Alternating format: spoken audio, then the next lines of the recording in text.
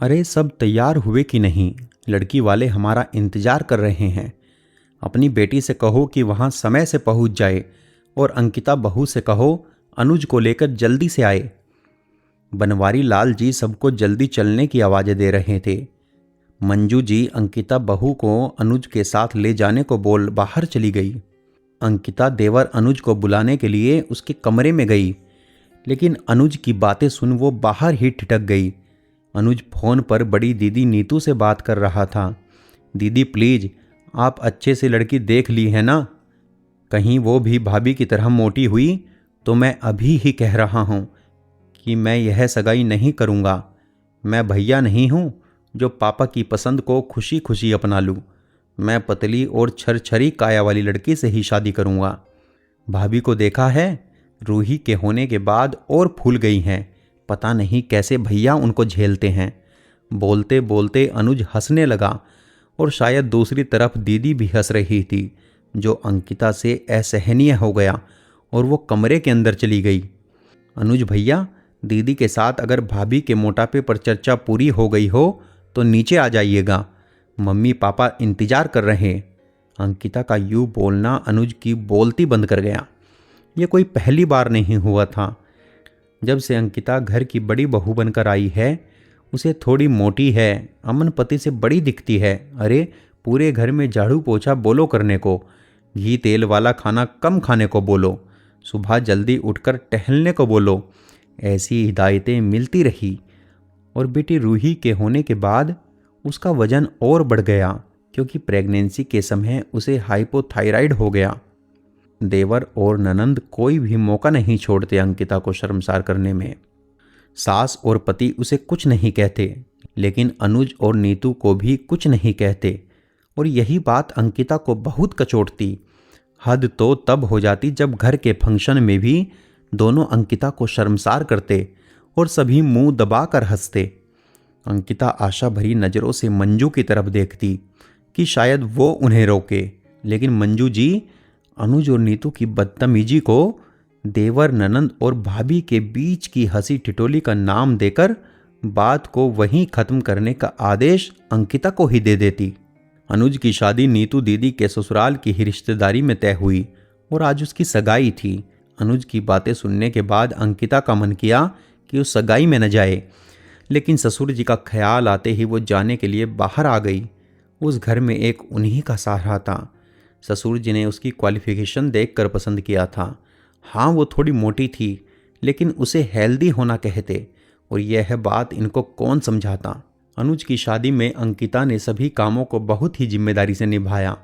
सभी रिश्तेदार अंकिता की फुर्ती और मैनेजमेंट की तारीफ कर रहे थे, लेकिन अभी भी नीतू दीदी और अनुज उसके मोटापे को लेकर शर्मसार करने का एक भी मौका नहीं छोड़ रहे थे।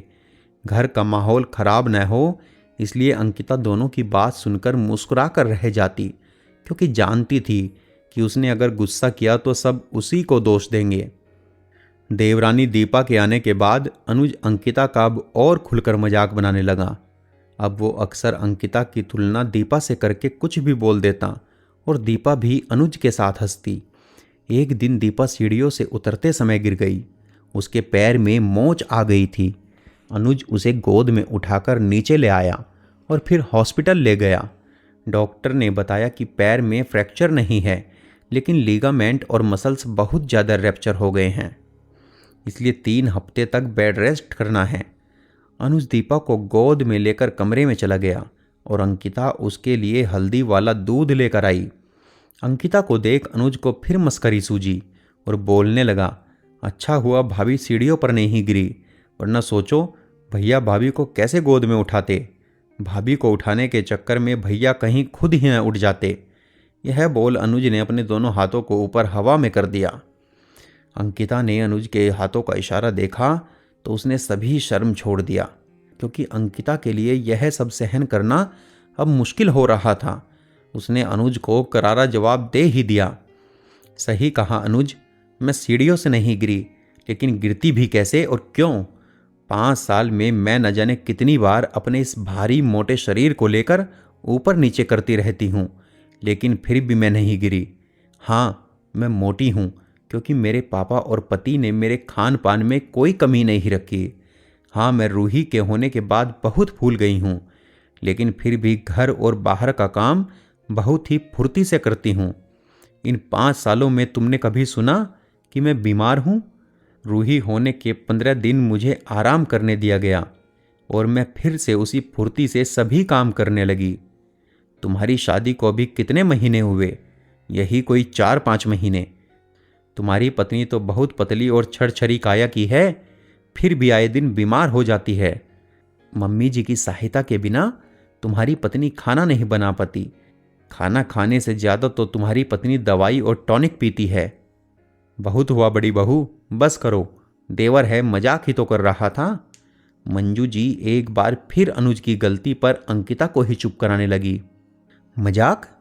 मजाक एक बार होता है मम्मी जी, लेकिन अनुज 5 सालों से यही एक मजाक करते आ रहे और आप अनुज को समझाने के बजाय मुझे चुप रहने को कह रही। इनसे कहती तो यह भी यही कहते कि घर की शांति के लिए इग्नोर करो। कहते हैं ना, जब तक खुद के लिए स्टैंड नहीं लो सभी आपको ग्रांटेड लेते हैं, और वही मेरे साथ भी हुआ। लेकिन अब नहीं, अब बिल्कुल भी बर्दाश्त नहीं करूंगी। हाँ, मैं मोटी हूँ, लेकिन तुम्हारी पतली बीमार पत्नी से बेहतर हूँ। और हाँ देवर जी, अब आप शादीशुदा हैं तो भाभी के शरीर को निहारने से ज़्यादा अपनी बीमार पत्नी का शरीर बनाने में लगाएं, क्योंकि अभी तो आपकी पतली बीमार कमज़ोर पत्नी को माँ भी तो बनना है। अंकिता की बात सुनकर आज शर्मसार होने की बारी अनुज की थी। उसने सोचा ही नहीं था कि अंकिता उसे इस तरह दीपा के सामने शर्मसार कर सकती है। लेकिन कहते हैं ना, कभी भी किसी की खामोशी और चुप्पी को उसकी कमजोरी नहीं समझना चाहिए। अगर मंजू जी ने पहली बार अनुज को ऐसे भद्दे मजाक करने से रोक दिया होता तो आज अनुज को अपनी पत्नी के सामने शर्मसार नहीं होना पड़ता। 5 साल लगा दिए अंकिता ने। अगर उसने ही अनुज को पहले मजाक में ही समझा दिया होता तो उसे भी शर्मसार नहीं होना पड़ता। देवर ननंद भाभी का रिश्ता मजाक का होता है, लेकिन उसकी भी एक मर्यादा होती है और शर्मसार करके रिश्ते नहीं निभाए जाते। दोस्तों, आपके इस बारे में क्या विचार हैं? क्या अंकिता ने सही किया? कमेंट बॉक्स में ज़रूर बताएं।